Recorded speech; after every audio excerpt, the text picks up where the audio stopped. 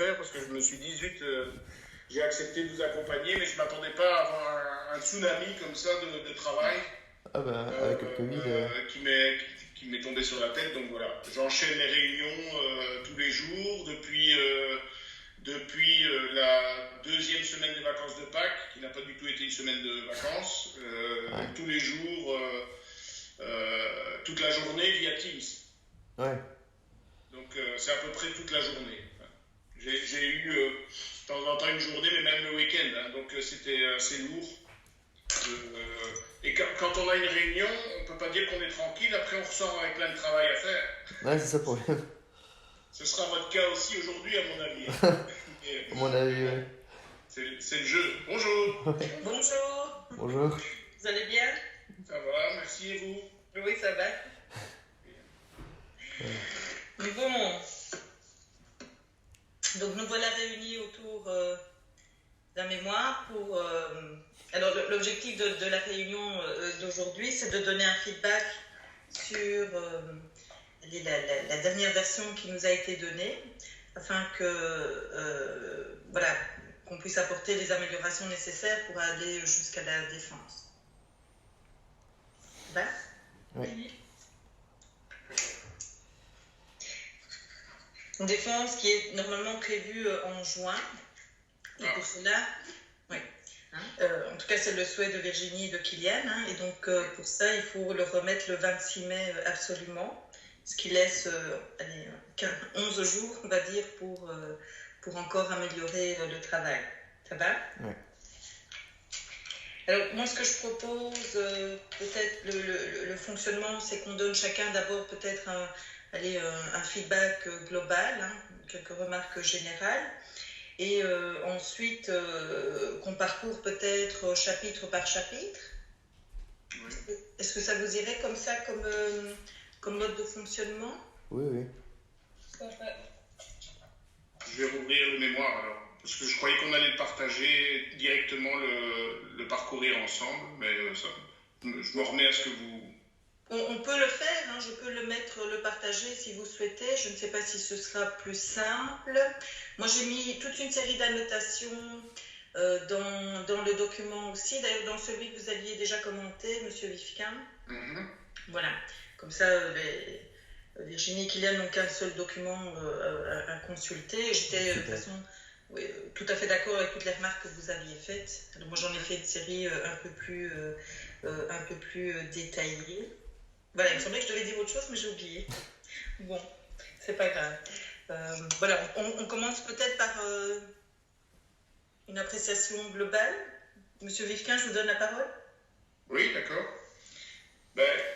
Globalement, moi, je trouvais que c'était déjà un travail conséquent de synthèse concernant la recherche là, de Delvaux et tout ça. Donc ça, je trouvais que c'était déjà bien présenté. Après, il y a eu tout ce travail de recueil d'informations. Enfin, je trouvais que globalement, la méthode de recherche était respectée, de mon point de vue en tout cas, même s'il y a des petites choses à dire. Donc on voit bien que c'est structuré comme un article de recherche, selon moi, avec la présentation cadre théorique, etc. Dans le recueil d'informations et peut-être dans la question de recherche, il y avait vraiment une question qui globalement interrogeait une chose, c'était d'ailleurs vous avez composé les groupes de cette manière-là, c'était la variable ceux qui ont abandonné et ceux qui n'ont pas abandonné. Et donc, j'avais dans le traitement de l'information, dans mes souvenirs, mon impression générale, dans le traitement de l'information, j'avais l'impression que parfois cette dimension était prise en compte et parfois elle était abandonnée. Et donc on se perdait parfois, j'avais l'impression dans la lecture que je me perdais parce que je me disais, tiens, là on évoque bien la différence entre ceux qui ont abandonné et ceux qui n'ont pas abandonné, tandis que là, par contre, elle a été oubliée. Ça, c'est peut-être une remarque, je dirais, générale. Et une deuxième, peut-être, mais ça, je pense que Madame Catona, vous direz peut-être sans doute mieux que moi, dans l'interprétation, la discussion des résultats, la convocation des référents théoriques n'était pas toujours assez développée, j'ai envie de dire. Ok, oui, tout à fait. Oui. Donc, mais je partage aussi ce qui vient d'être dit, merci. Je trouve aussi que c'est déjà un bon travail on voit qui a été mené de manière rigoureuse. C'est un travail conséquent qui a été mené, à la fois sur le plan de la littérature et puis de l'analyse des données, mais qui n'est pas encore tout à fait abouti. Donc il y a une série de choses qu'il va falloir retravailler. Et notamment, maintenant, alors vous avez pris un peu de recul, j'imagine, mais revenir à votre question de recherche, à l'hypothèse qui est posée, et la présentation de vos résultats doit être structurée autour de cette question et de cette hypothèse. Donc la question, c'est effectivement, vous souhaitez comprendre, au fond, au départ, c'était vous souhaitez comprendre pourquoi certains abandonnent, et vous allez comparer avec ceux qui persévèrent pour voir est-ce qu'il y a des particularités. Et donc, c'est autour de cette question-là que vous devez rédiger la présentation de vos résultats. Qu'est-ce qui permet de comprendre pourquoi certains restent, pourquoi certains quittent? Et vous faisiez l'hypothèse que ça pouvait être lié à l'identité professionnelle qu'ils ont construite antérieurement. Et ça aussi, dans l'analyse, ça s'est évaporé. On ne le retrouve pas. Alors, vous évoquez, évidemment, on va y revenir, le rapport initial au métier, des choses comme ça, mais quel lien avec l'identité construite dans le parcours antérieur, tout ça, vous n'en parlez plus de manière explicite. Donc, il va falloir reformuler en tout cas l'analyse. Mais voilà, donc c'est déjà une très bonne base. Sinon, au niveau de l'écriture, il y a encore... au niveau de la forme, en tout cas, il faudrait essayer d'uniformiser les espaces que vous avez entre vos paragraphes, entre les titres et les sous-titres. Bon, ça, c'est pas très grave. Par contre, au niveau de l'écriture, là, il faudrait quand même aussi retravailler. Il y a des parties qui manquent encore vraiment de clarté. Il y a des problèmes de formulation. Il y a plusieurs moments, il y a vraiment moyen, je vous ai dit, aller à l'essentiel de simplifier l'écriture. Parfois, je m'arrachais les cheveux en me disant, mais voilà, vous pouvez y aller beaucoup plus simplement. Moi, j'ai commencé à faire des suggestions au niveau de la formulation, mais ça m'a pris vraiment énormément de temps. Donc, à la moitié du document, à chaque fois que je mets un commentaire, j'ai inséré un commentaire vide, c'est qu'il faut retravailler la formulation. Ça va. Donc là, il y a quand même pas mal de manque de précision encore. Il faut vraiment retravailler, essayer de vous faire aider, de vous faire relire par quelqu'un qui va travailler. Voilà. Mais donc c'est important aussi. Une autre remarque avant que j'oublie aussi, en annexe, il faudrait mettre aussi les retranscriptions des entretiens. Donc ça, c'est important. Ça va? On doit les mettre dedans ou on peut faire un fichier à part, un deuxième fichier annexe? Vous pouvez faire un deuxième fichier annexe. Oui. Ok. Ça va? Voilà. Bien. Alors, je pense qu'on peut commencer. Moi, je vais ouvrir, j'ai mon document aussi, c'est pas évident, de regarder le document et de vous voir en même temps, mais bon, on va faire comme ça. Donc, moi oui, alors, donc j'ai quelques suggestions aussi au niveau du titre, qui pourrait être travaillé. Mais on peut déjà noter que dans le titre, il y a bien la question de l'abandon et de la persévérance. Ah oui. Or, que j'ai quand même l'impression que dans plusieurs parties de votre mémoire, on parle beaucoup plus de l'abandon que de la persévérance. Ouais. Et notamment dans le cadre théorique. Et donc là, il faudrait peut-être renommer un peu les choses. Mais on va y revenir. Donc moi, l'introduction, je n'avais pas de remarques... alors, j'ai pas des petites remarques détaillées, mais ça, je vous en fais pas part ici. Je les laisserai... vous verrez mon document. Ça va. Moi, j'avais juste fait une petite remarque, si je peux me permettre. Oui. Dans l'introduction, on mettait juste que l'étude, mais c'est vraiment une remarque que je vous soumets. On parle de l'étude francophone menée par Delvaux, etc. Et on dit juste qu'elle est proche de celle de Vandenberg, si mes souvenirs sont bons. Oui, c'est ça. Mais il y a quand même des différences. Et donc, notamment, vous en reparlez après, mais je veux dire, dans l'introduction, on dirait que c'est presque deux études qui disent la même chose. Ok. Or, s'il y a bien une chose, je pense que cette étude a mis en évidence, que celle de Vandenberg n'a pas mise en évidence, c'est que la première année, c'était l'année à risque. La première année qui suit la diplomation. Voilà, c'était juste une petite remarque que j'avais notée dans l'introduction. Oui, merci. Ok. Alors, on peut passer peut-être au premier chapitre. Je ne sais pas si vous souhaitez parler en premier ou si j'interviens en premier, c'est comme vous voulez. Ah oui, pardon, c'est vrai qu'on n'a pas discuté. Écoutez, moi, je ne vous vois plus. J'ai le texte devant moi. Oui. Je vous suis, hein, vous pouvez me... D'accord. Vous pouvez me dire, c'est parce que comme vous n'aviez rien sur l'introduction et moi j'avais un petit commentaire, je me suis permis de prendre la parole. Non, il n'y a pas de souci, non, c'est très bien comme ça, mais on peut alterner peut-être. D'accord. Alors, donc moi au chapitre 1, je trouvais que, on a d'abord une revue de la littérature qui est assez riche, hein, et qui montre effectivement, qui met en avant plusieurs facteurs, mais donc qui explique surtout l'abandon précoce. Ouais. Et donc là, alors que votre mémoire traite aussi de la question de la persévérance.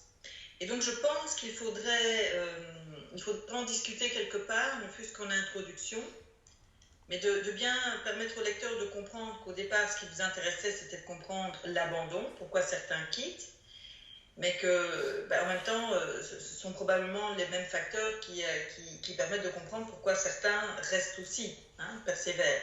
Oui. Et donc avoir un cadre de contextualisation qui ne parle que d'abandon, ça pose un peu problème, alors que votre mémoire traite des deux. Alors, donc voilà, donc moi je pense qu'il faut à la fois dire que probablement la plupart des travaux qui existent actuellement, les travaux scientifiques, ne portent que sur l'abandon, très peu sur la persévérance, mais que de comparer, comme vous le proposez dans votre travail, ceux qui abandonnent et ceux qui persévèrent, permettent de mieux comprendre l'un et l'autre phénomène. Hein, c'est cette comparaison qui est heuristique, quoi. Voilà, mais donc ça, il faudrait quand même un minimum en introduction avoir quelques mots là-dessus et modifier probablement le titre de ce chapitre 1. Okay. Alors, il y a plusieurs passages où il y a encore, mais je l'ai dit, beaucoup d'imprécisions, de manque de clarté, donc ça, vous verrez mes questions. La première partie du chapitre porte donc sur les facteurs. Il y a les facteurs objectifs, puis les facteurs subjectifs. Moi, je pense que dans les facteurs objectifs, ça vaudrait la peine de restructurer en trois parties. Hein. Il y a tout ce qui renvoie aux caractéristiques individuelles des personnes, leur genre, leur âge, etc., leur diplôme, des caractéristiques individuelles. Il y a ce qui a trait aux conditions d'emploi. Et puis, il y a ce qui a trait au contexte de travail, que vous avez nommé autrement, d'ailleurs, et qui est, lui, très peu développé. Alors, je pense que là, on aurait pu peut-être davantage développer ce qui a trait... il y a certainement... en tout cas, des études, et je pense que même dans l'étude de Delvaux, il montre, par exemple... donc, le contexte de travail, c'est les relations avec les collègues, c'est la politique de la direction, mais vous en parlez vraiment, il y a juste une ligne.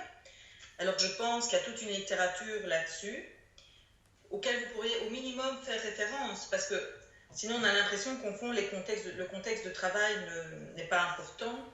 Il y a les travaux, par exemple, de Christelle De Vos à ce sujet-là, hein, vous trouverez sur Internet.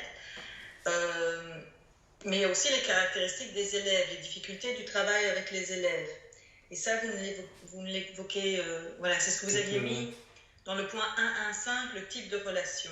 Ouais. Bon, pour moi, ça renvoie plus globalement au contexte de travail. Et alors, il y a les caractéristiques des élèves dont vous ne parlez pas. Là, par exemple, dans l'étude Delvaux, il me semble qu'ils avaient tenu compte de l'indice socio-économique des écoles et donc un peu de l'origine sociale des élèves, et qu'il n'y avait pas de différence. Et donc ça, il faut évoquer aussi, hein, que ça ne semblait pas jouer sur les taux d'abandon. Donc là, il faudrait un peu compléter, restructurer. Et alors, en introduction à cette partie, parce que vous listez là toute une série de facteurs, et donc c'est très bien fait hein, par ailleurs, mais peut-être mettre en avant quand même les variables, donc dans l'introduction de cette partie, quelles sont les variables qui, selon les études, jouent le plus. Parce que vous les présentez comme ça les unes après les autres. Or, par exemple, l'étude de Delvaux montre que c'est, si je me souviens bien, c'est le titre, c'est le niveau d'enseignement. Ouais. Est-ce qu'on possède ou pas un titre pédagogique, le niveau d'enseignement, et c'est le type de contrat qu'on a. Ouais. Voilà, il y a certains passages aussi qui ne sont pas, selon moi, suffisamment étayés sur base de la littérature. Donc ça, il faudrait... il faudrait... Je me souviens avoir conseillé lors de notre réunion de commission un ouvrage de Mylène Leroux Ouais. sur les facteurs de risque et de protection. Le facteur de risque étant les facteurs liés à l'abandon et les facteurs de protection étant liés à la persévérance. Ouais. Donc ça, il faudrait un peu compléter là. Ouais, tout Ça à fait. Alors, il y a aussi un truc bizarre. Enfin, on en avait déjà parlé, mais vous évoquez l'origine ethnique. Hein. Ouais. Et à mon avis, il y a quelque chose qui n'a pas été bien compris. Bon, déjà, je vois pas trop l'intérêt parce qu'en Belgique, la question, en tout cas, ne se pose pas. Enfin, bon. Donc, dire qu'il n'y a aucune étude qui n'a démontré cette problématique en Belgique francophone, bon, à la limite, on pourrait, dans une note en bas de page, dire qu'il y a des études qui ont mis en avant d'autres facteurs, mais qui ne sont pas mesurés. Mais alors, c'est la dernière phrase de ce paragraphe qui, pour moi, est une énigme, parce que vous dites aucune étude n'a démontré cette problématique, donc le lien entre l'origine ethnique des enseignants et le fait qu'ils quittent. Nous le mentionnions dans la définition du concept d'abandon. Je ne sais pas, qu'est-ce que vous mentionnez dans cette définition ? Oui. L'origine ethnique, vous n'en parlez pas, Ouais, car les recherches actuelles ne font pas la différence entre migration et attrition. Et là, je me suis dit, vous avez confondu deux choses. Quand on parle de turnover, on parle effectivement de l'attrition, c'est les enseignants qui quittent précocement le métier. La migration, ce n'est pas leur origine immigrée ou pas, c'est le fait de changer d'établissement. Ouais. Et donc, quand on parle ici de migration, c'est la migration des enseignants d'un établissement à l'autre. Hein, il y en a qui quittent le métier, il y en a qui quittent l'école pour aller travailler dans une autre école. Ouais. Et là, vous le mettez avec l'origine ethnique immigrée des enseignants. À mon avis, là, il y a une confusion. Ouais. Donc, moi, je supprimerais ça. Hein. Ça va. Puis après, je poursuis. C'est à quelle page? Ah oui, alors 115, c'était page 21, moi j'ai aimé. 14. Je vous suis. Hein. Donc c'est la page 14, mais numérotée dans le document 14. Et chez moi, c'est la page 26. Très bien, merci. Voilà. Bon, après, pour le reste, j'ai plein de petites... Enfin, des détails aussi. Et alors, j'arrive... Oui, alors, il y a le modèle du pape, hein, qui est un modèle, je trouve, intéressant, mais je pense que vous ne mobilisez pas suffisamment non plus dans la discussion. Okay. Et là, il faudra y revenir, hein, parce qu'un minimum. Les influences des attentes professionnelles, etc. Ok. Bon, le biais culturel, là, pour moi, c'était pas tout à fait clair non plus. L'insertion professionnelle. Voilà. Et alors, en conclusion, j'avais la même remarque aussi que M. Vivquin.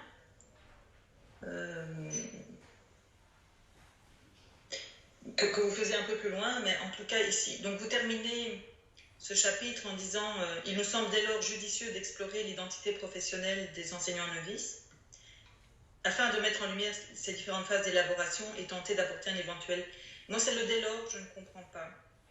Et donc, le lien entre tout ce qui précède, la question des attentes professionnelles, etc., et l'identité, pour moi, doit être un peu resserré. Ok.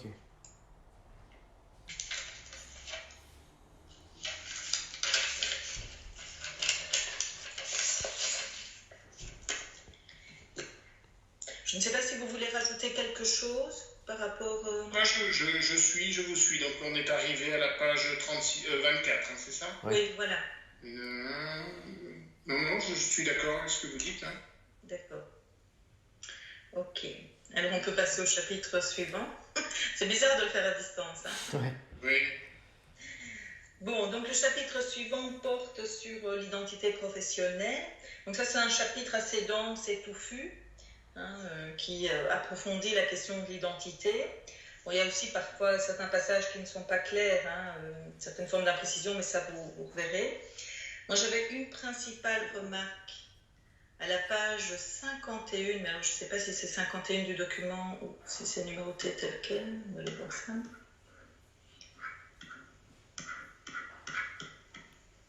Conclusion, j'ai.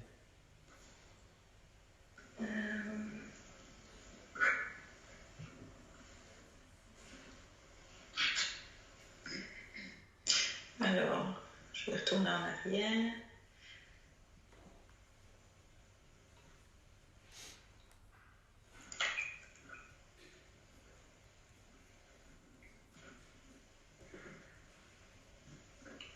Donc en fait, oui, c'est la page 51, mais c'est la page 39, ce qui est numéroté en bas 39. Donc vous avez une partie sur l'appartenance sociale. Oui. Et qui vient pour moi comme ça se surajouter, un peu indépendamment du reste, comme si c'était pas lié au reste. Et donc, ce que je pense là, c'est que vous devez dire, ok, il y a une socialisation pré-professionnelle au métier, qui s'appuie sur différentes expériences vécues en famille et à l'école. Ça, c'est ce que vous développez au point 3.1. Mais l'appartenance sociale, c'est pas quelque chose qui se surajoute, qui vient à part. C'est l'hypothèse qu'on peut faire, mais là, il faudrait aussi peut-être que vous convoquiez un peu la littérature. C'est que ces expériences vécues en famille et à l'école varient selon l'appartenance sociale, selon les milieux sociaux. Et que donc, on pourrait croire que, puisque ces expériences vécues en famille et à l'école varient selon les milieux sociaux, et que la socialisation pré-professionnelle serait différente en fonction des milieux sociaux et aboutirait à des identités professionnelles différentes. Bon, en même temps, il n'y a pas de travaux là-dessus, donc c'est bien une hypothèse, mais qui se tient. Et en même temps, je ne vois pas trop l'intérêt non plus d'insister là-dessus, dans la mesure où c'est quelque chose que vous n'exploitez pas du tout après. Ok. On n'a pas, vous n'avez pas de données sur l'appartenance sociale. Non. Si je me trompe. Ouais, non. Enfin, oui, voilà. Donc, moi, je ne l'évoquerai pas trop, quoi. Mais donc on laisse cette partie-là ou on mentionne plutôt en un paragraphe en parlant... Vous pourriez dire, donc dans la partie précédente sur les expériences pré-professionnelles, familiales, scolaires, et qu'effectivement on peut supposer, comme le montrent les autres travaux sur la scolarité, l'éducation en famille, ça y est, on a toute une littérature là-dessus, que ça varie fortement selon les milieux sociaux. Donc là on pourrait présupposer certaines choses, mais je ne développerai pas trop, vu que vous n'en parlez de toute façon pas, donc il faut faire attention. Ok. Oui. À moins que vous ayez dans votre matériau des informations sur le milieu social d'origine des enseignants que vous avez interviewés et que c'est quelque chose que vous pourriez aller travailler. On a le métier des parents. Oui. Bon, voilà, donc peut-être laisser un paragraphe et voyez si, remettez ça dans vos tableaux comparatifs, et voyez s'il y a là peut-être des choses qui permettent d'expliquer qu'ils se sont construites une identité professionnelle différente, quoi. Ça va? Oui.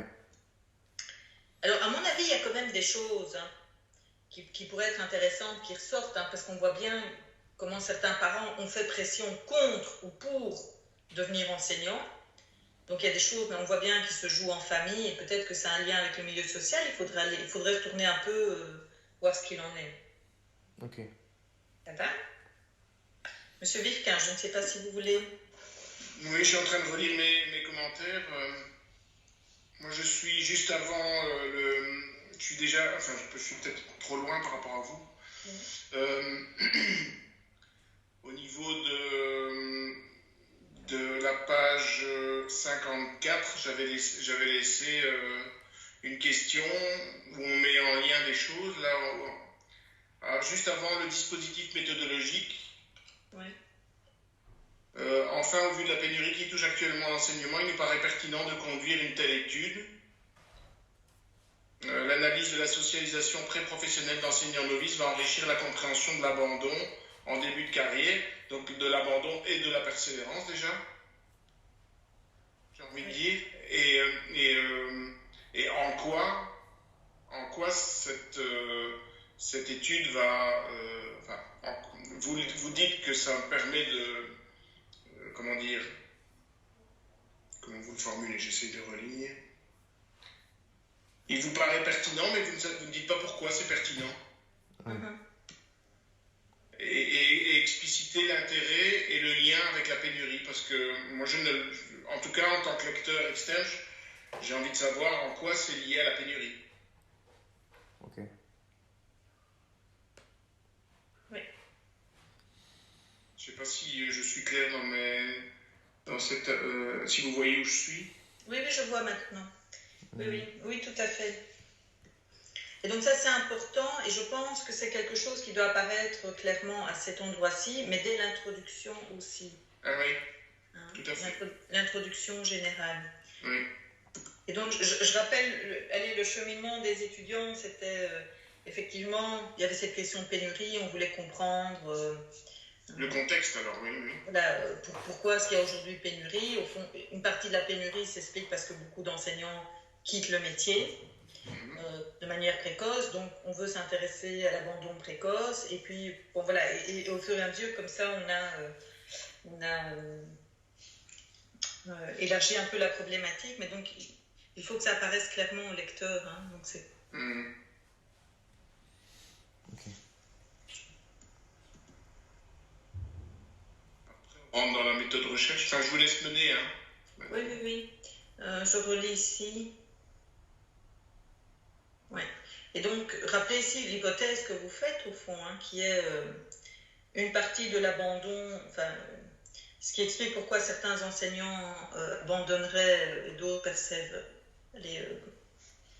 persévéreraient. Non, enfin, ne quitteraient pas le métier, on va dire. L'hypothèse que vous faites, c'est que ce serait lié aux représentations du métier qu'ils se sont fait avant d'entrer dans le métier. Oui. Hein, ce que vous appelez l'identité professionnelle. Voilà, et comme c'est un aspect qui n'a pas été étudié jusqu'à présent, ou très peu, voilà, c'est quelque chose que vous vouliez creuser. Et donc c'est effectivement intéressant, mais voilà, il faut un peu vendre votre truc, quoi. Oui. Mieux l'expliciter. Ok, mais moi sur la méthodologie, j'avais pas de remarques... pas de grosses remarques, je trouvais que vous avez bien tout justifié, toute votre démarche, on voit que ça a été fait de manière rigoureuse. Vous l'avez très détaillé, parfois trop, je me disais, il y a des moments, vous rentrez vraiment dans la cuisine, mais pourquoi pas, enfin, je veux dire, c'est pas... voilà, j'avais pas de remarques majeures sur ce chapitre-là. Ok.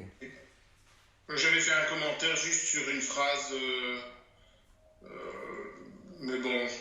Ah oui, sur l'hypothèse? Oui, c'est ça. Oui, mais là, il y a toujours des discussions hein, entre chercheurs. Il y a des positions différentes. Hein. Et donc, certains, quand ils font de la recherche qualitative de type exploratoire, préfèrent ne pas parler en termes d'hypothèse, mais d'objectifs de recherche. D'autres, et on parle d'hypothèse, mais d'hypothèse large. Quoi. Donc là, c'est pas tranché. Voilà. Bon. Ok. Mais ça, c'est pour mon apprentissage personnel. Merci. Oui. Mais je vois qu'il y a différentes écoles. Hein. Et donc, effectivement, et je pense que c'est en partie disciplinaire. Par exemple, en sociologie, mes collègues sociologues, on parle tous d'hypothèses, même si ce sont des hypothèses très larges, évidemment, etc. Alors, je vois que mes collègues en sciences de l'éducation sont beaucoup plus... ne parlent pas d'hypothèses, mais parlent d'objectifs, par exemple. Et pas tous encore. Voilà. Voilà, je peux passer. Bon, alors, chapitre 4, on peut... Oui. On peut passer...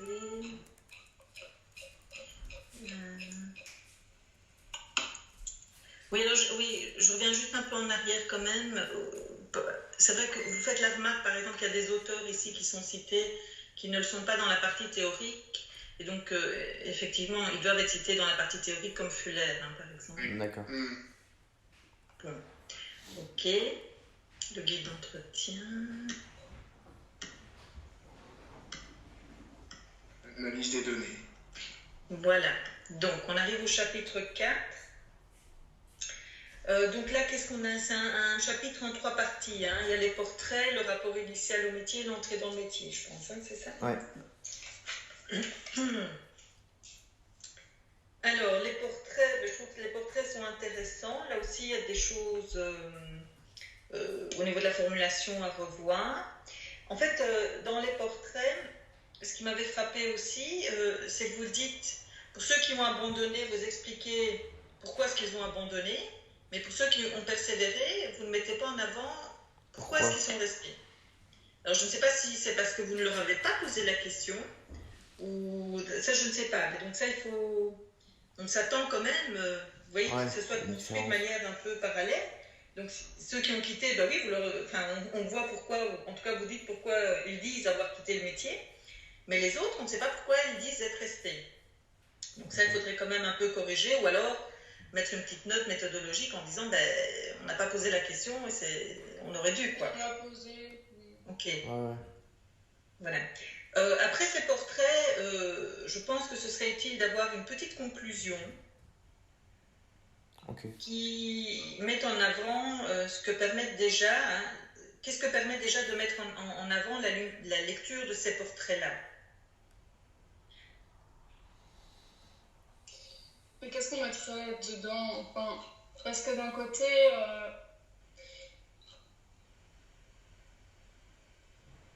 mais moi, je mettrais, ça ne doit pas être fort développé, mais c'est aussi pour permettre le lien avec ce qui suit ensuite. C'est de dire, en fait, vous avez là des portraits assez diversifiés, où on voit effectivement qu'il n'y a pas, en tout cas parmi ceux que vous avez interviewés, des contrastes très forts entre ceux qui ont persévéré et ceux qui ont abandonné. Qu'il y a des choses qu'ils ont vécues en commun, des perceptions communes. Mais qu'ensuite vous allez de manière plus approfondie analyser ça quoi. Donc voilà, il ne faut pas en dire beaucoup, mais il faut quand même en dire quelque chose. Ok. Donc on voit que parmi tous ceux que vous avez interviewés, il y a des rapports au métier différents. Ils sont venus au métier pour des raisons différentes suite à des trajectoires différentes, même si on retrouve certains aspects communs. Et qu'au fond, même dans la manière dont ils ont vécu leur entrée dans le métier, en tout cas à première vue, c'est ce que vous pouvez dire, à première vue, il n'y a pas de gros clivage. Même si ensuite, l'analyse plus approfondie, alors on va voir de quoi, permet de mettre en évidence des différences importantes, malgré tout. Et donc ensuite, dans la suite, c'est le rapport initial au métier et l'entrée dans le métier. Votre question, c'est le lien entre la persévérance et l'abandon et l'identité professionnelle construite lors de la socialisation pré-professionnelle. Et donc, c'est un peu bizarre de ne retrouver aucun de ces termes-là dans la suite.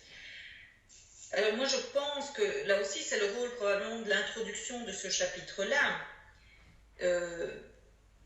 C'est que alors, qu'est-ce que vous entendez par identité professionnelle? C'est la manière dont ils conçoivent le métier, c'est leur attachement au métier, c'est leur sentiment d'appartenance à un groupe professionnel. Ça, c'est ce que vous aviez développé dans la partie théorique.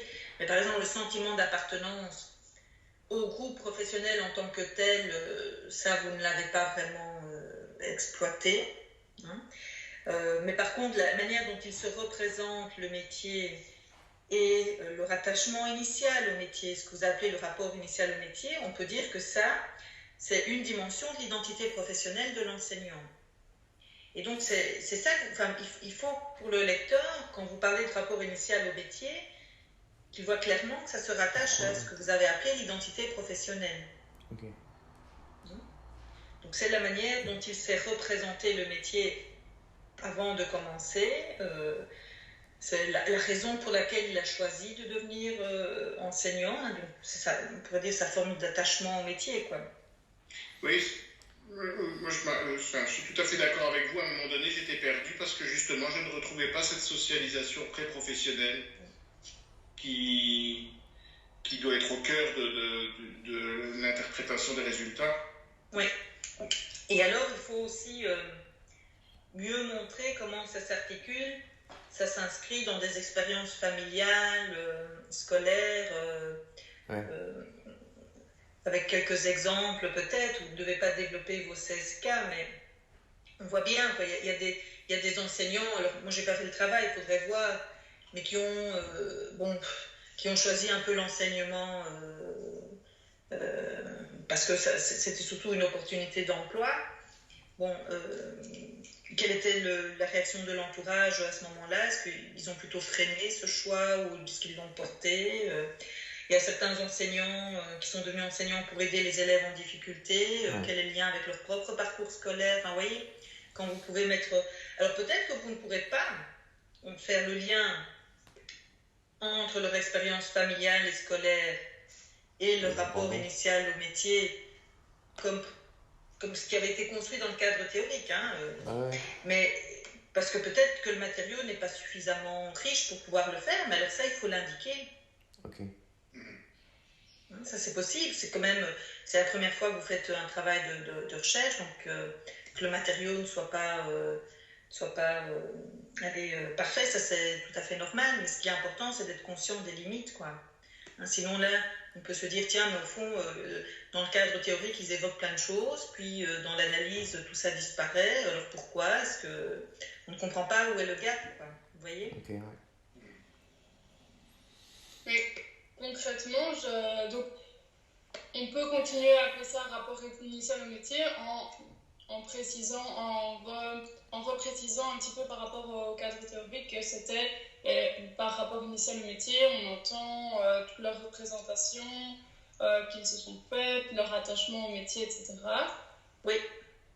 Et après, et donc ça, vous devez le mettre dans l'introduction du chapitre, quoi. Oui. Mais je comprends pas très bien comment du coup structurer ce point 2, quoi. Et ce point 2, après, pour moi, à l'intérieur, bon, enfin en tout cas, les sous-titres que vous mettez, donc les influences perçues par rapport au choix du métier, je pense que vous devez d'abord, oui c'est ça, donc là on voit comment effectivement, qu'est-ce qui les a influencés, Oui. c'est ça. Selon eux, qu'est-ce qui a fait qu'ils sont devenus enseignants, quelles sont les influences, les raisons pour lesquelles ils disent avoir choisi le métier. Et donc là, c'est comme on l'a... Oui, et moi je pense qu'il y aurait moyen d'avoir une autre catégorie qui est aussi quelles sont la conception du métier qui ressort. Donc, notamment à travers votre point, la transmission des connaissances, là. Mais moi, j'étais frappée quand même. Bon, alors il y a le contact avec les élèves. Mais c'est que tous, et même ceux qui étaient dans le fondamental, au fond, moi, je pensais qu'il allait y avoir là une différence entre ceux du secondaire et ceux du fondamental. Mais c'est qu'ils semblent qu'ils définissent d'abord et avant tout le métier comme transmettre des savoirs. Et par exemple, la question de l'éducation des enfants n'apparaît pas. Ouais. En tout cas, dans ce que vous, ici, vous mettez. Ouais. Et donc, il pourrait y avoir, moi, je pense, une catégorie. Donc, parmi les raisons, il y a l'envie de transmettre des savoirs, etc. Donc, ça, vous le laissez. Mais après, revenir avec une autre catégorie sur la manière dont ils définissent le métier. Le métier d'enseignant, c'est quoi? Comment est-ce qu'ils s'imaginaient être le métier d'enseignant? C'est transmettre des savoirs et c'est avoir des contacts avec les élèves. C'est tout. Ok. Est-ce que c'est ça? Oui. Et alors, ensuite, vous avez une petite conclusion. Vous arrivez avec un tableau. Oui. Où là, vous pourriez... Bon, alors, attendez, je suis perdue dans votre document. Page 69, chez moi. Non, j'arrive. Voilà. Bon, donc... Évidemment, en fait, ici, vos croix ne vous permettent pas... Peut-être que vous devriez avoir pour vous aussi un autre tableau où, à la place des croix, vous metteriez quelques mots-clés. Et donc, c'est de voir, est-ce qu'il y a un lien entre la manière dont ils conçoivent leur métier? Être enseignant, c'est avant tout transmettre des savoirs. Mais ça peut dire avec des forces différentes. Il y en a pour qui ce n'est que ça, c'est surtout ça et rien d'autre. Il y en a pour qui c'est aussi... c'est transmettre des savoirs, mais c'est aussi éduquer, socialiser les élèves, etc. Est-ce qu'on peut trouver un lien entre la représentation du métier, le rapport initial au métier, et les expériences qu'ils ont vécues en famille et à l'école, ce qui serait leur socialisation pré-professionnelle. Et voilà, pour ça, il faudrait un peu qualifier un minimum les expériences antérieures, autrement que par des croix, je pense, en tout cas pour vous faire la comparaison. Ouais. Donc, est-ce qu'il y a un lien, vous voyez, est-ce que cette identité professionnelle qui se sont construites s'inscrivent dans certaines expériences pré-professionnelles? Et est-ce qu'il y a une différence fondamentale entre ceux qui ont abandonné et ceux qui ont persévéré? Voilà. Et donc ça, à l'intérieur de chacune de ces sections, vous devez évidemment, parce qu'il y a des éléments communs à tous les enseignants, ou à la plupart des enseignants, et ça, vous devez faire ressortir. Et ça, c'est une remarque qui va valoir, enfin, qui vaut pour tout le reste du chapitre. Hein. C'est ce que M. Vifkind a bien mis en avant aussi. Mais ensuite, est-ce qu'il y a des différences ou pas entre les A et les P? Et s'il n'y en a pas, il faut le dire. S'il y en a, il faut le dire. Mais aussi quand il n'y en a pas, d'accord? Puisque c'est là votre question principale. Qu'est-ce qui permet de comprendre que certains persévèrent et que certains abandonnent? Vous faites l'hypothèse qu'il y aurait une influence de la manière dont ils se sont représentés le métier, les raisons pour lesquelles ils sont venus au métier, qui seraient différentes en raison d'expériences différentes vécues. Mais ça, il faut nous le montrer, il faut travailler cette question-là. Et bon, alors, pourquoi? Et donc là, vous reconvoquez votre cadre théorique, le modèle du pape, etc., qui dit, parce qu'il y aurait un décalage entre ce qu'ils attendaient et leur réalité. Et ensuite, il faut décrire cette réalité. Ça, c'est dans la troisième partie, c'est l'entrée dans le métier. Où là, vous décrivez, au fond, comment est-ce qu'ils ont vécu leur entrée dans le métier, toutes les difficultés rencontrées. Et est-ce qu'il y a eu un gap entre ce qu'ils attendaient, ce pourquoi ils sont devenus enseignants, la manière dont ils se représentaient le métier, et puis ce qu'ils ont vécu, quoi. Ça va? Par rapport au fait que vous dites que donc il pourrait faire dans le point sur le rapport au métier, on pourrait faire une troisième catégorie de la conception du métier qui ressort. Et donc, mais je vois pas comment parce qu'on parle déjà des raisons qui les ont poussés au métier, que ce soit la transmission, le contact avec les enfants. Donc je ne vois pas comment on peut faire la différence ni comment le mentionner dans cette conception du métier. Oui, mais donc là, il faudrait peut-être une troisième partie qui ne serait pas longue, mais qui dirait, voilà, à partir de ce qu'ils nous ont raconté sur le pourquoi ils sont devenus enseignants, on voit bien qu'il y a des conceptions différentes du métier qui transparaissent, que certains considèrent, ou que tout le monde considère que c'est surtout ça, mais que certains mettent aussi l'accent sur d'autres aspects. Voilà, il ne faut pas aller beaucoup plus loin que ça. Okay. Alors vous avez peut-être dans le matériau d'autres extraits qui permettent d'étayer, voilà, pour moi être enseignant c'était ça, enfin vous voyez, je ne sais pas, je n'ai pas vos entretiens, donc je ne sais pas. Okay. Et dans l'entrée dans le métier, idem, vous devez vraiment structurer l'écriture de ces parties-là en mettant en avant d'abord effectivement ce qui est commun à la plupart, quoi, ou à tous. Ils ont tous connu des difficultés de gestion, problèmes de discipline avec leurs élèves, bon. Mais est-ce qu'il y a quand même des choses spécifiques qui différencient les groupes A et P? Et quand même, enfin, à la lecture, moi j'ai pas fait l'exercice parce que c'est pas à moi à le faire, mais il y avait quand même, et M. Vifkind le mettait, ben oui, là il y a que des P, là il y a que des A, quoi, ou la plupart des P et des A, et donc là il y a quand même des différences importantes qui apparaissent, et voilà, il faut les mettre en avant, quoi. C'est pas au lecteur, à la fin de votre tableau, à dire, ah ben oui, là il y a plus de croix, là il y en a moins, et bon, les croix c'est limité aussi, parce que c'est pas trop... Je suis d'accord avec vous. Mes commentaires, c'était juste déjà de base au niveau simplement quantitatif, mais sur 16, c'est déjà considérable hein, pour un mémoire, mais je veux dire, on ne peut pas tirer de conclusion. Je trouve pertinent aussi ce que vous dites concernant des mots-clés pour pouvoir aller plus loin dans le qualitatif, derrière les contenus concernant les expériences antérieures, les contenus, enfin toutes les catégories là. Voilà. Donc, et bien faire la différence entre les A et les P à ce niveau-là. Et donc, par exemple, avant notre petit tableau de tableau de synthèse, où juste après, on dirait, ben voilà, là on voit clairement une différence entre les P et les A à ce niveau-là, ou c'est plutôt vraiment dans le texte Ah, c'est dans les deux. Dans le texte, vous devez vraiment structurer, je ne sais pas moi, quelles sont les difficultés qu'ils ont rencontrées. Ben voilà, tous les enseignants nous ont raconté avoir eu des difficultés. Néanmoins, on observe que davantage d'enseignants qui ont abandonné ont mis en avant ceci, alors que ceux qui ont persévéré n'ont pas connu cela. Enfin, vous voyez, faut un peu structurer, mais il faut que ce soit clairement, que ça apparaisse, quoi. Et comme vous disiez, en illustrant avec des extraits de verbatim, hein, je crois. Ouais. En fait, je comprends pas bien parce que on a, par rapport à ce qu'on a fait, en fait, on a déjà essayé d'ordonner les difficultés par le fait que les premières difficultés qu'on a évoquées, c'était celles qui étaient qui se représentaient le plus chez les personnes. Et on a essayé de les regrouper parce que dans une même difficulté, par exemple, l'intégration, il y a différentes sous-catégories.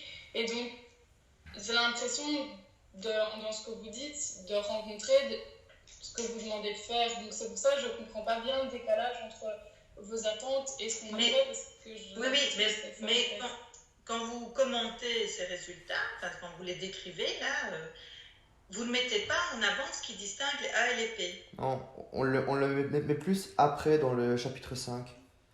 Ah oui, non, mais il faut le mettre dès le chapitre 1, c'est votre question. Ouais. Votre question, c'est de comprendre pourquoi certains abandonnent, pourquoi certains persévèrent. Et c'est dans la comparaison des deux que vous allez essayer de chercher ce qui permet d'expliquer ça. Mais si vous ne faites pas la comparaison, on peut pas le voir, quoi. Et donc là, on voit bien, dans vos parenthèses, parfois quand vous citez et que vous mettez les cas de ceux qui... et M. Vifquin l'a à chaque fois fait, on voit bien, je ne sais pas moi, par exemple, manque de considération de la part de l'équipe éducative, je tombe là-dessus. Bon, il y a 5 enseignants, mais c'est 4 qui ont abandonné. Donc, comment est-ce que vous formulez les choses? C'est de dire, plusieurs enseignants nous l'ont évoqué, mais ce sont particulièrement ceux qui ont abandonné qui mettent en avant cette difficulté-là. Oui. Mais ça, il faut le dire d'emblée.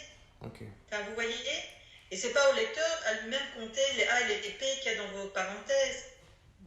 Vous devez vraiment structurer la rédaction de cette partie-là dans la comparaison des deux groupes. Sinon, pourquoi avoir fait 2 groupes?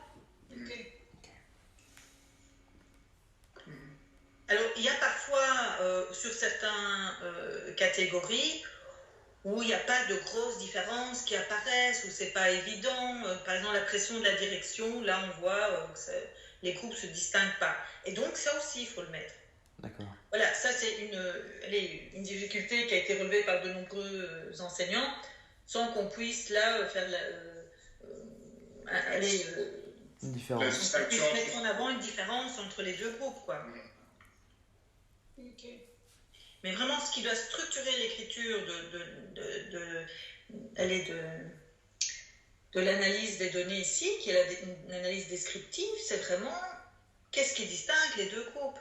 Donc, dans ce que je comprends mieux maintenant, c'est plus dans la formulation directement, quand on dit, voilà, il y a X enseignants, c'est plus vraiment dire, voilà, on a relevé qu'il y avait beaucoup d'enseignants, enfin, peut-être pas beaucoup, mais la plupart. Parce qu'il y a eu, par exemple, quand on met un peu plus d'un tiers, et dedans, on préciserait directement un peu plus d'un tiers, mais en voyant déjà que ce sont particulièrement les abandons qui sont touchés. Voilà, oui, tout de suite. Oui, et alors faites attention aussi dans les 1 tiers, les 9 16, etc., de ne pas faire de traitement quantitatif, de données qualitatives. Hein. Et c'est ça.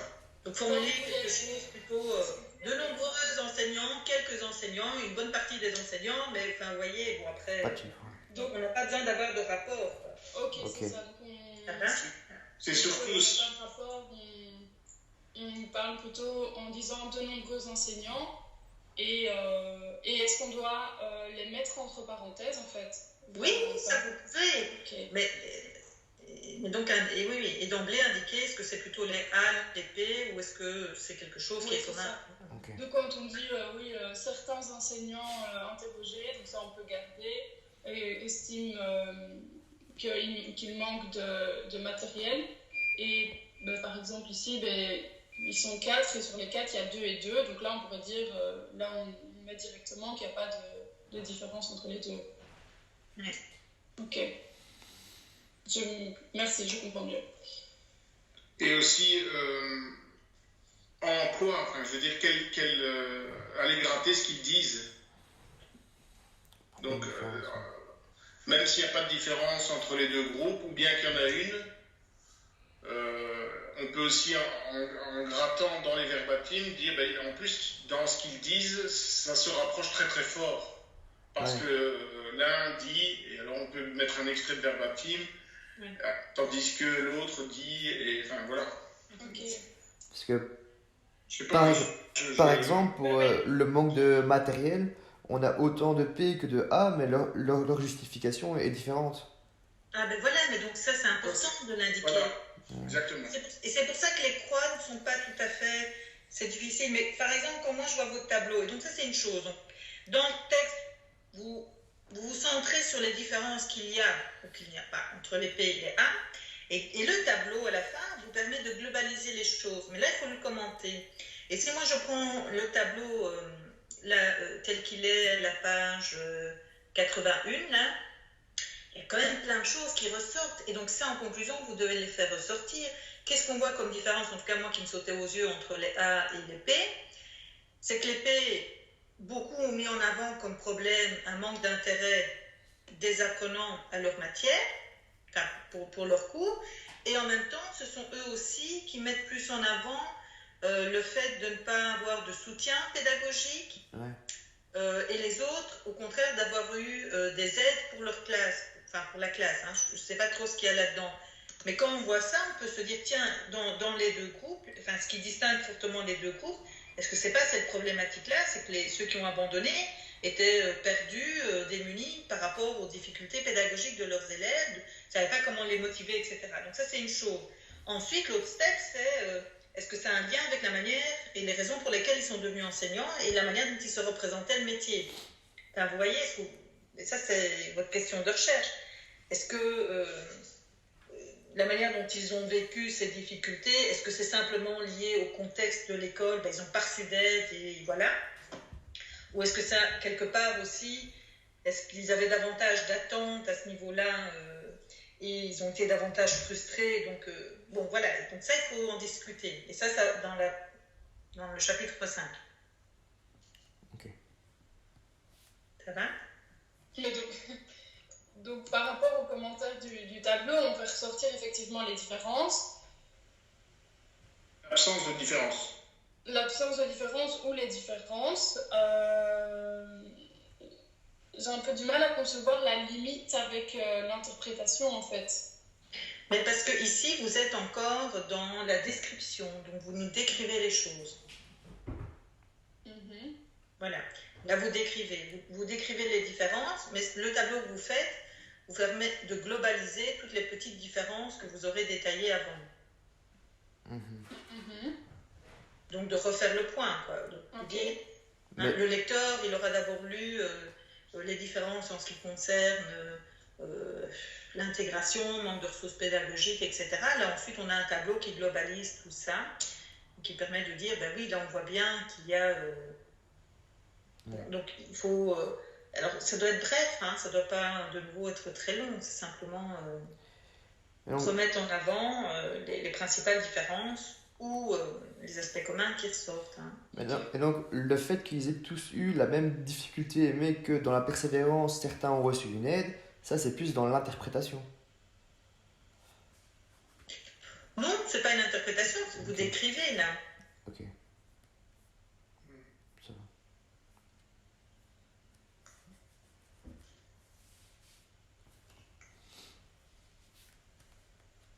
va. Ça va? Ouais. Est-ce qu'on peut continuer? Oui. Ok. Donc, voilà. Donc ça, c'est un chapitre, voilà. Hop, il faut prendre un peu de recul et le réécrire à la lumière. Hein. Bon, vous irez voir les remarques, mais de ce qui vient d'être dit. Ça va? Mais toujours avoir en tête votre question de recherche, quoi. C'est ça qui va structurer la rédaction. Mais ce que vous avez rédigé là, c'était la première étape, hein. Donc on doit passer par là pour ensuite rédiger. Donc c'est tout à fait normal, hein. Ça va? Ouais. Alors la discussion des résultats. Oui, alors pour moi, votre premier point, là, la synthèse des résultats, pour moi, ça c'est vraiment, il faut réécrire tout ça. Parce que, enfin, moi, je n'arrivais pas du tout à comprendre, à suivre, parce que vous avez un premier paragraphe, l'analyse des tendances générales communes intersituations nous a donné à voir, vous parlez de rapport initial au métier, entrée dans le métier, et puis après, vous avez de nouveau, par ailleurs, l'analyse des tendances générales intersituations qui diffèrent. Et voilà, bon, pour moi, c'était pas clair. Non, c'était inter et intra. Ah ouais. Une erreur d'orthographe. Ouais. Ok, mais même, j'ai lu les paragraphes, je comprenais pas, j'ai pas compris. Et donc, je pense que dans cette partie synthèse des résultats, par rapport à tout ce que vous viendrez de décrire, mais là, toutes vos mini-conclusions que vous aurez faites vont vous aider. Vous devez vraiment faire ressortir les principaux résultats autour de votre question de recherche et de votre hypothèse. Donc, est-ce que les trajectoires, les expériences, on va dire, pré-professionnelles des P et des A, est-ce qu'elles permettent de comprendre... Enfin, non. Je recommence. Est-ce que le fait qu'ils aient persévéré ou abandonné, est-ce que ça peut se comprendre au regard d'une identité professionnelle différente qui se serait construite avant de commencer à être enseignant? Ça, c'est votre question. Donc, autrement dit, d'abord, est-ce que vous avez observé qu'ils ont une identité professionnelle ou un rapport initial au métier, comme vous l'avez appelé, différent, et qui s'inscrit dans des expériences scolaires, familiales différentes? D'abord. Oui ou non? Donc là, on va revoir dans la partie numéro 2. Ensuite, et c'est ce que vous faites plutôt dans la troisième partie, dans l'entrée dans le métier, est-ce que le fait d'avoir persévéré ou abandonné s'explique par d'autres facteurs? Et là, les difficultés qu'ils ont rencontrées dans le métier, le fait... ou des difficultés rencontrées, et c'est là que vous pouvez mobiliser le modèle du PAV, etc., ou une manière différente d'avoir vécu ces difficultés. Puisque comme vous le mettez bien dans la partie théorique, je ne sais plus si c'était de Sterck ou... c'est aussi la manière dont ils vivent les choses et dont ils perçoivent les situations. Oui. Les enseignants peuvent être confrontés aux mêmes difficultés, mais vont les vivre et les percevoir différemment. En fonction notamment, justement, c'est pour ça que vous avez fait ce travail-là, de leurs attentes initiales, de leur identité initiale. Et donc, alors je vous ai mis ces questions-là, vous les trouverez en remarque. Et donc, c'est ça que vous devez travailler ici dans ce chapitre-là. Hein. C'est pas simplement redire ce qui a été dit bêtement, quoi. C'est vraiment reprendre tous ces éléments que vous avez observés et les réinjecter dans la théorie. Dans vos questions de départ, dans vos questionnements de départ, et y répondre, quoi. Donc il faut les prendre à bras le corps et vous y attaquer. Peut-être que vous n'aurez pas tous les éléments de réponse, mais au moins il faut essayer, quoi.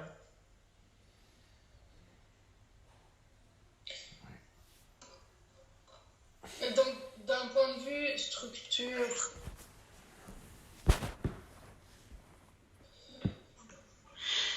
la première partie, ce serait du coup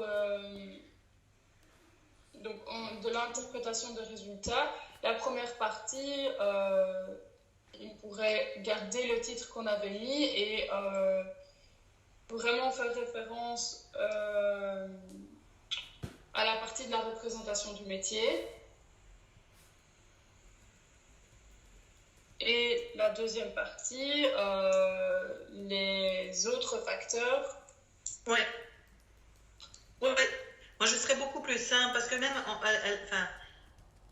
vraiment structurer votre discussion autour du questionnement que vous aviez et puis remobiliser les concepts théoriques parce que, comme vous le faites aussi dans la suite, c'est que vous présentez d'abord la théorie et puis vous revenez avec vos éléments. Mais non, c'est pas ça. Hein, vous présentez ce que vous avez observé et la théorie, elle est là pour vous apporter, pour vous aider à mieux comprendre ce qui se passe, à donner du sens à ça. Hein, et donc, c'est pas mettre d'un côté la théorie, puis d'un côté vos résultats, et est-ce que ça correspond ou pas. C'est pas du tout ça l'enjeu. Hein. L'enjeu, c'est vraiment, avec tout ce que vous avez observé et décrit, là, le cadre théorique doit vraiment servir d'outil pour mieux comprendre, pour analyser les choses. Et donc, par exemple, De Sterck dit, je pense que c'est lui, hein, dans notre cadre théorique, les difficultés en tant que telles n'expliquent pas tout, c'est aussi la manière dont on vit les choses, qui est fonction des attentes qu'on avait, etc. Qu'est-ce que vous pouvez dire par rapport à ça, quoi? Oui, et là on reprend parfois qu'entre P et A c'est les mêmes difficultés, mais que alors du coup ça démontre bien qu'ils l'ont vécu d'une autre manière. Oui, voilà, par exemple. Et alors, bon, par exemple, page 91, hein, vous dites à la fin de la page 91, qui est la page 103 du document, donc numérotée 91, vous dites voilà, enfin, les résultats obtenus au sein de notre recherche montrent que l'histoire passée des enseignants semble avoir une influence sur leur identité. Mais jamais nulle part, vous nous avez dit, ceci est leur identité. Et donc, je ne sais pas quelle est leur identité. Et comment ça a influencé leur identité? Enfin voilà, donc vous affirmez là quelque chose, mais non, il faut vraiment le montrer, quoi.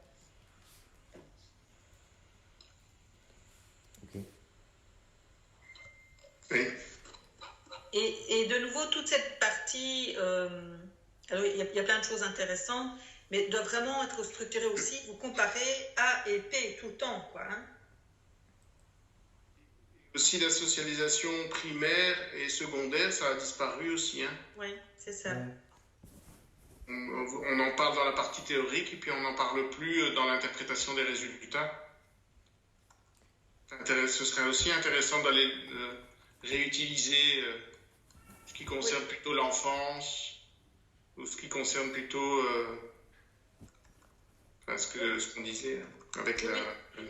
Et donc là, la socialisation primaire, mais ça renvoie à toutes leurs expériences familiales et scolaires.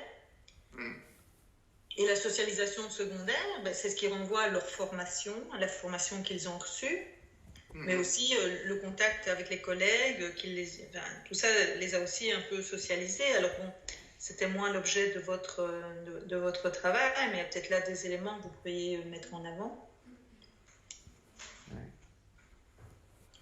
Et donc, cette partie-ci ne doit pas reprendre, par exemple, vous l'avez fort collé, donc il y a le point 2, hein, l'interprétation des résultats, vous avez repris les sous-titres qu'il y a dans le cadre théorique, mais ça, il faut abandonner. Hein, la partie individuelle, le processus biographique, non, vous n'avez pas analysé la socialisation, vous n'avez pas étudié le processus biographique de socialisation professionnelle, c'est pas ça que vous avez étudié. Hein, donc ici, ce que vous mettez en avant, c'est... ce que vous devez travailler, c'est dans quelle mesure l'identité qu'ils se sont construites avant de devenir enseignants, en lien avec des expériences familiales et scolaires, et ça vous le montrez, influence ensuite la manière dont ils ont vécu leur entrée dans le métier, et finalement, est-ce que ça a influencé ou pas le fait qu'ils persévèrent ou qu'ils abandonnent. C'est ça que vous devez travailler, mais donc il ne faut plus reprendre les mêmes intitulés. Et parfois, vous êtes un peu à côté, par exemple, page 93, donc c'est l'âge 105. Vous avez intitulé ça la partie contextuelle de l'identité professionnelle, le processus relationnel. Ce n'est pas du tout ce que vous faites dans cette section-là. Ici, ce que vous évoquez, ce sont les facteurs de persévérance et d'abandon qui sont liés au contexte de travail. Ouais. Mais ce n'est pas ça le processus relationnel, hein, de socialisation. Hein. Dans le processus relationnel de la socialisation professionnelle, ça renvoie à la manière dont l'identité que je me construis, je la construis avec les autres, donc en fonction de l'image que mes élèves me renvoient, que mes collègues renvoient, etc. Ça, vous n'avez pas du tout travaillé là-dedans. Hein. Vous parlez de toute autre chose, donc ça, il faut faire attention. Ici, vous évoquez plutôt les facteurs, et c'est important de le faire, les facteurs liés aux conditions de travail, aux établissements qui permettent de comprendre pourquoi ou comment ils sont restés, quoi. ou ils sont partis.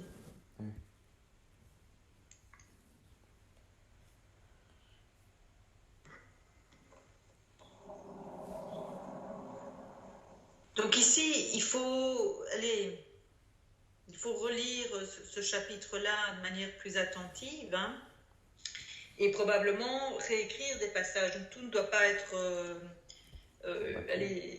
tout ne doit pas être forcément réécrit, hein, c'est pas du tout ça.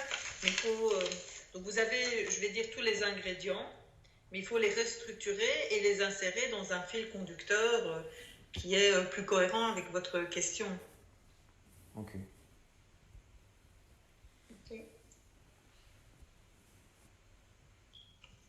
Oui, je ressens la même chose, en tout cas sur la présentation et l'interprétation des résultats, de se focaliser sur la socialisation informelle, hein, c'est ça, hein, madame? Cette influence de la socialisation des représentations du métier. Oui. Construites durant la scolarité, l'enfance, etc. Et voir si ça influe, s'il y a une influence. Oui. Qu'on peut supposer une influence, en tout cas, sur les abandons, les personnes qui ont abandonné et les personnes qui ont persévéré. Oui. Et se focaliser là-dessus. Moi, et justement gratter jusqu'au bout du bout dans l'analyse, d'aller gratter jusque dans ce qu'ils en disent, et est-ce que les propos sont très similaires, ou au contraire, justement, tiens, les raisons invoquées sont différentes. C'est là que ça va devenir vraiment... parce que, comme vous disiez, tout y est, mais on n'est pas encore assez exploité. On n'en a pas encore saisi la substance pour pouvoir... Ouais. Et pourtant, tout y est. On a l'impression vraiment que le matériau, c'est déjà extraordinaire, je trouve, d'avoir pu retrouver des personnes qui ont abandonné, oui. Des personnes qui ont persévéré. C'est déjà difficile, en plus avec le contexte, mais bon, voilà, même déjà comme ça. Et je me dis que pouvoir exploiter ce qu'ils pensent, voir un peu ce qu'ils pensaient du métier avant de rentrer dans le métier, je le dis avec mes mots, hein. Et voir si justement il y a des similitudes et des ressemblances entre ceux qui ont abandonné et ceux qui ont persévéré ou pas. Justement, est-ce qu'il n'y a pas de similitude? C'est totalement différent, ou bien est-ce que c'est complètement similaire, quel que soit le fait qu'ils aient abandonné ou pas? Ça, je pense que c'est vraiment l'objet de votre travail et de l'analyse qualitative. Oui. Voilà, oui, c'est vraiment ça. Et moi, je rajouterais aussi, parce que dans votre cadre théorique, il y avait plusieurs choses. Donc, il y avait tous les facteurs d'abandon, de persévérance, il y avait le modèle du pas. Et donc, ça aussi, comparer les facteurs entre les deux groupes, hein, et alors, en mobilisant ce cadre-là. Et alors, voilà, le lien entre l'identité professionnelle et l'abandon, la persévérance. Ça, c'est le cœur de votre... c'est votre hypothèse, quoi. Ouais. Ça va? Bon, donc, je vous rassure, hein, c'est toujours une réunion qui est un peu difficile pour les étudiants, mais c'est pas vous en particulier, hein. On arrive, on a fait tout un gros travail, on pense que ça y est, mais non, hein. Donc c'est jamais le cas, il y a toujours à travailler. Donc je pense que je vous avais prévenu. Et donc ici, on a mis en avant évidemment toutes les faiblesses du travail, hein, principalement pour que vous puissiez les améliorer pour la défense. Hein, donc ça, c'est important. Mais évidemment, comme on l'a souligné, il y a déjà un très beau travail qui a été fait. Hein, donc voilà. Mais pour vraiment le valoriser, il faut qu'il soit mieux abouti. Okay. Parce que sinon, ça ne va pas. Ça va? Par rapport au chapitre 4 et 5, donc 5, j'ai compris qu'on doit restructurer, mais plutôt dans l'autre sens. Mais pour le chapitre 4, donc, de prime abord, dans ce que vous disiez au tout départ, etc. J'avais l'impression que donc le fait qu'on va plus intégrer dans les paragraphes le fait qu'il y ait une différence entre les P et les A. Oui. Et est-ce que ça correspond à la restructure dont vous parlez au tout début de notre rencontre? Parce que vous parlez de restructure, donc est-ce que c'est ça ou est-ce qu'on doit vraiment changer les titres, etc. Je ne sais plus ce que j'avais dit au tout début, hein, donc ça je ne sais pas. Dans ce chapitre 4, pour moi, les intitulés peuvent rester plus ou moins pareils, mais je pense que j'ai mis des remarques plus détaillées si ce n'est pas le cas dans le document que je vais vous renvoyer. Ce qui me semblait important d'abord, c'est au moins dans l'introduction de ce chapitre 4, c'est de faire un lien avec la question de l'identité professionnelle, puisqu'il n'y a aucun titre qui porte l'intitulé identité professionnelle, ni de socialisation pré-professionnelle, alors que c'est quand même ce qui apparaît au cœur de votre problématique. Donc, soit vous pourriez renommer le point 2, le rapport initial au métier.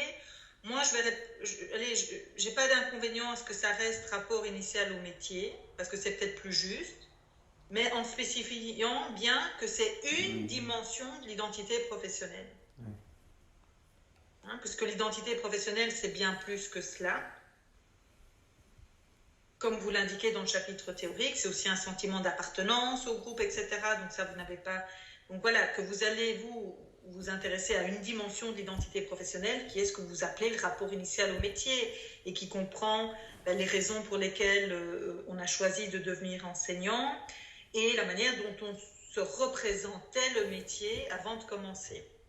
Okay. Voilà, et donc pour moi ça peut rester nommé de la même façon, mais pour moi c'est pas problématique, mais il faut que, en tout cas le lecteur voit clairement que quand vous parlez de rapport initial au métier, c'est bien un aspect identitaire que vous étudiez. Ok, ça va. Et donc ça peut être appelé en début de chapitre, mais aussi peut-être dans l'introduction de ce point 2. Et alors, au niveau du chapitre 5, essayez de plus structurer selon le modèle du pape, alors? Pas forcément, mais pas que le modèle du pape, mais autour de votre problématique. Et votre problématique, c'est de comprendre pourquoi certains abandonnent, certains persévèrent. Vous faites l'hypothèse, votre hypothèse, c'est que, effectivement, si je devais reformuler autrement les choses, il y a toute une littérature qui met en avant différents facteurs d'abandon, et en lien avec des difficultés, des caractéristiques individuelles ou des conditions d'emploi, des contextes de travail. Bon. Et ça, vous pouvez déjà dire certaines choses là-dessus. Que montre votre étude sur ces facteurs d'abandon? Puis il y a des choses qui rejoignent ou pas la littérature, mais là, faites attention aussi. Si ça ne rejoint pas, c'est soit parce que parfois vous faites référence à des études qui ne sont pas belges, ou peut-être parce qu'il y a des limites dans votre échantillon aussi. Donc ça, on ne sait pas. Bon, mais comme le montre le modèle de Pape, les conditions objectives, on va dire, de travail ne suffisent pas, c'est aussi la manière dont on les a vécues. Bon, qu'est-ce que vous pouvez dire là-dessus? Et c'est ça qui, au final, vous a amené à vous intéresser à l'identité professionnelle. C'était parce que pour vous, ça jouait un peu comme un rôle de filtre, si j'ai bien compris ce que vous vouliez dire, c'est que, indépendamment des conditions objectives dans lesquelles on commence à travailler, le fait d'avoir des élèves difficiles, la manière dont on va vivre les choses dépend peut-être de ce qu'on attendait du métier, de la manière dont on se le représentait. Et c'est ça qu'il faut discuter au final, quoi. Okay. Alors, à vous de trouver le fil conducteur. Donc, le chapitre 5, je pense qu'il faut un peu le mettre de côté, dans un premier temps, et trouver ce fil conducteur. Qu'est-ce que je veux raconter à mes lecteurs? Et donc voilà un peu ce que je viens de vous expliquer là. Ça pourrait être un fil conducteur.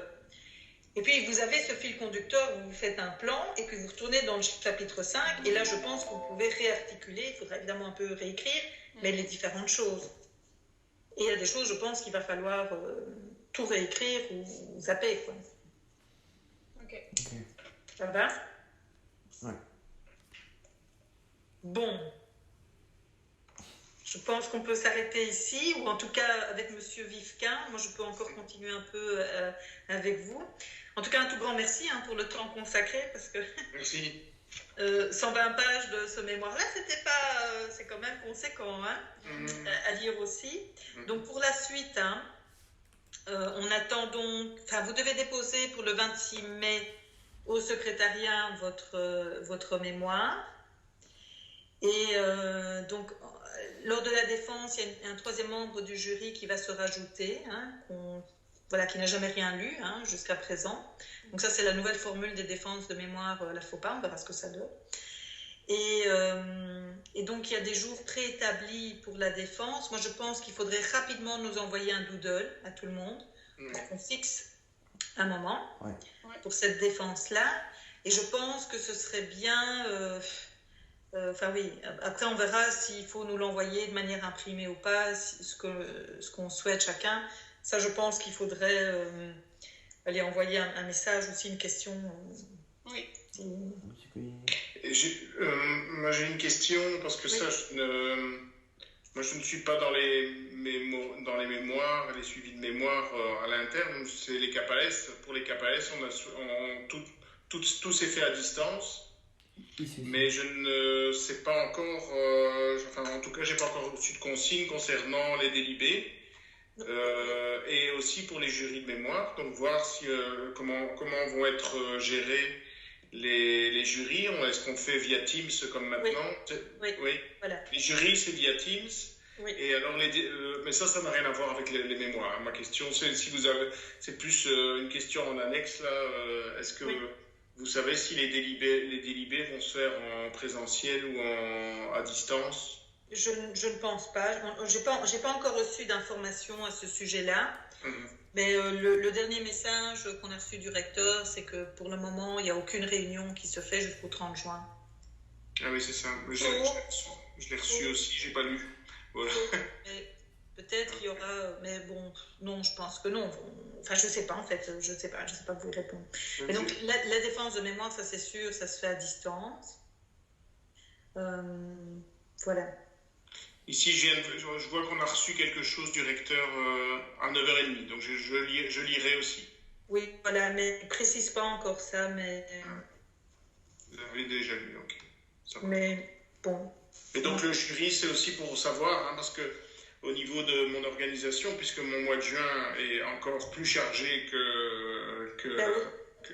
et donc de savoir si je dois faire la route ou pas, et donc si je dois enlever déjà le temps de route, c'est déjà pas mal. Moi, ça m'avantage à la limite, dans l'histoire.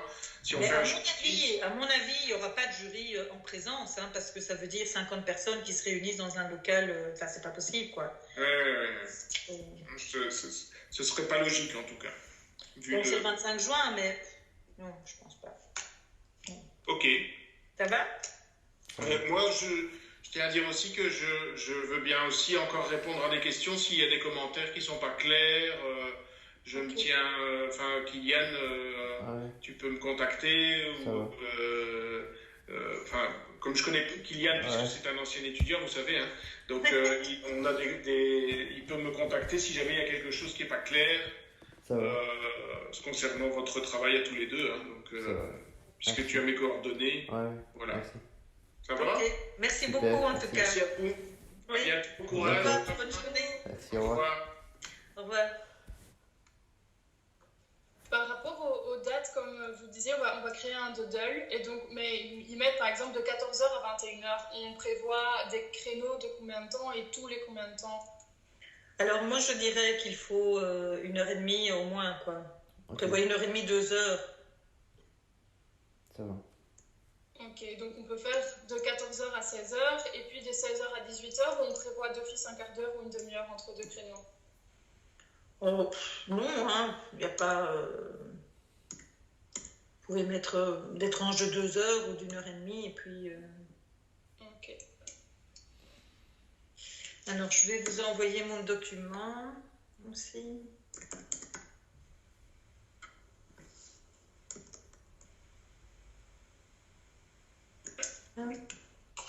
Par rapport au titre, tout à l'heure vous disiez que fallait un petit peu le renommer. Et en même temps, on avait réfléchi à 2 formulations différentes. Donc c'est pour ça qu'il y en a 2 en fait. On ne sait pas si on doit... Ouais, attendez, hein, voilà. Mes remarques. Voilà, je vous l'envoie. Donc je vais retourner dans mon document.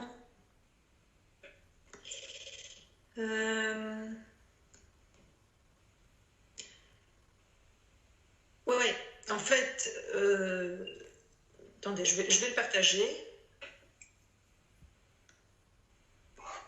Non, c'est pas ça que je ne partage pas le bon. On voit pas... Ah oui. Ça va trop vite. Donc, c'est ça. Voilà. Donc, oui, il y avait 2, mais en fait, l'identité professionnelle et l'abandon, bon, vous n'avez pas vraiment travaillé sur l'identité professionnelle. Hein. Votre question, c'est la persévérance et l'abandon. C'est ça, des débutants. Et puis, vous pourriez avoir comme sous-titre l'influence de l'identité professionnelle ou étude de l'influence de l'identité professionnelle sur les parcours professionnels, hein, abandon, persévérance, bon voilà, quelque chose comme ça, quoi. Okay. Ou ça pourrait être l'influence de la socialisation pré-professionnelle, enfin voilà, quelque chose comme ça, mais vous travaillez surtout sur la question de la persévérance et de l'abandon. Et ce que vous voulez comprendre, parce que vous mettez en avant aussi d'autres facteurs, mais c'est l'influence de cette identité, ou l'identité pré-professionnelle, moi je sais pas, enfin bref, comment l'appeler, mais ça va. Ouais. Et donc ça vous trouverez, vous pourrez ouvrir le document. Vous verrez que j'ai fait beaucoup de commentaires, surtout au début. Et donc au niveau de la forme, de la formulation, il faut vraiment faire attention. Là, il faudrait vraiment vous faire relire, parce qu'il y a des passages... Allez, c'est dommage parce qu'on ne comprend pas, c'est pas clair, juste en raison de la formulation. Donc ça, il faudrait retravailler. Bon, voilà. Et donc, comme je le disais, on a ici surtout mis en accent, c'est l'objectif de la réunion, c'est de mettre en accent tout ce qui ne va pas pour que vous puissiez y remédier pour la défense. Hein. Ça va ? Ça va, ouais. Donc, pour moi, dans les 11 jours qui restent, c'est tout à fait faisable. Ok, ça va. Mais ça suppose, vous êtes 2, hein, c'est déjà l'avantage. Oui. Vous avez 22 jours de travail. En fait, c'est ça. Hein, non, mais c'est ce qu'il faut se dire. Oui, c'est vrai. Ouais. Et donc, c'est tout à fait faisable, mais il va falloir quand même y aller. Quoi. Ouais. Ça va. Surtout pour aller pour la partie analyse. Ça suppose un peu de prendre du recul, mais j'imagine là, ça fait quelques jours, vous avez mis ça un peu de côté, de revenir et construisez-vous ce plan. Qu'est-ce qui vous a... avec toujours en tête, c'est votre question de recherche qui doit vraiment guider la rédaction. Hein, que vous décriviez catégorie par catégorie en soi, on s'en fout. Quoi, hein, vous avez une question de recherche, vous devez y répondre. Quoi. D'accord. Ça va ? Bon, moi je vous laisserai, donc je vous ai... vous lirez tous mes commentaires. S'il y a des questions, vous n'hésitez pas à revenir vers moi. Mais par contre, essayez de globaliser vos questions parce que j'ai un agenda très pris. Je ne pourrais pas vous répondre 10 fois. Quoi. Donc il vaut mieux que vous rassembliez ça à un moment. Ça va ? Ok, ouais. Je ne sais pas si vous avez d'autres questions. Non. Donc, envoyez un Moodle pour la réunion. Ouais. Demandez quand même, moi je ne sais pas si vous avez accès à une imprimante par exemple ou si vous pouvez...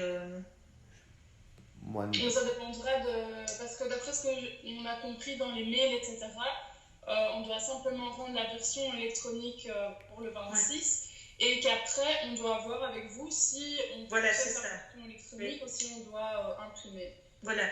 Donc pour le 26, ça, il n'y a pas de souci, mais peut-être que pour la défense, les lecteurs vont vouloir un document imprimé. Donc ça faudra en tout cas leur poser la question et voir de votre côté ce que vous pouvez imprimer ou pas. Et pour le 26, on doit tous les deux le mettre en ligne ou juste une personne?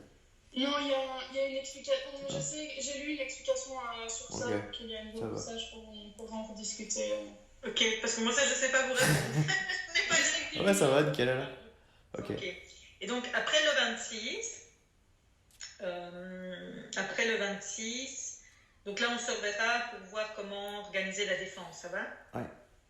Donc Ça ça, va. la défense, enfin, ne vous inquiétez pas de ça maintenant, vous aurez le temps de la préparer. Ensuite, voilà. Ça va? Oui.